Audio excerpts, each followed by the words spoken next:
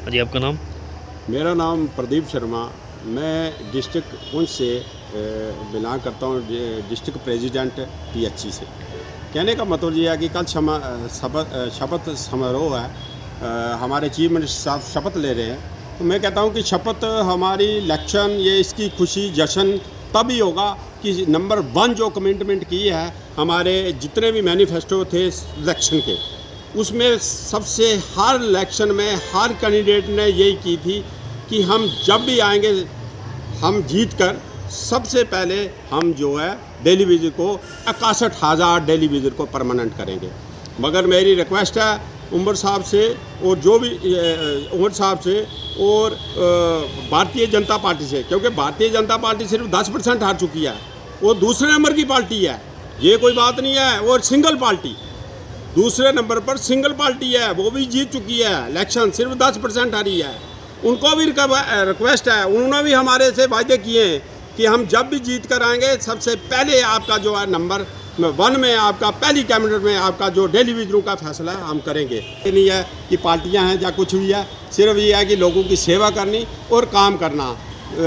जम्मू और कश्मीर के बीच में बिल्कुल बैलेंस में जनरल काम होने एक ज़रूरी है। वो ज़रूरी इसलिए है कि हमारा जो है अब डेली वेजर बेचारा इस वक्त तक इनको 30 साल हो गए, आज तक बेचारा डेली वेजर परमानेंट हो सका।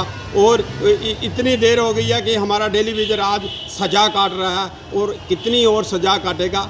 अब उस सज़ा को बिल्कुल रोकना चाहिए। मैं कहता हूँ पहली कैबिनेट में इन्होंने वायदा किया है कि पहली कैबिनेट में हमारा जो है फैसला जो है पहली कैबिनेट में आपको डेली विजिट को परमानेंट करेंगे, ये मैनिफेस्टो में रखा है। तो मैं ये रिक्वेस्ट करता हूँ और जनाब गवर्नर साहब को भी कि जो भी हमारे चीफ मिनिस्टर साहब कोई भी अगर लोगों की जो डिमांड है, जैसे डेली विजिटों का मसला है, ये लेकर आते हैं, इनको उसी टाइम ही फर्स्ट कैबिनेट में हल होगा। हम बोलेंगे हमारे इलेक्शन हुए, हमारा चीफ मिनिस्टर बना, तो हमारे कामों का आगे नया एक सूरज की किरण दिखी और उजाला होगा लोगों का।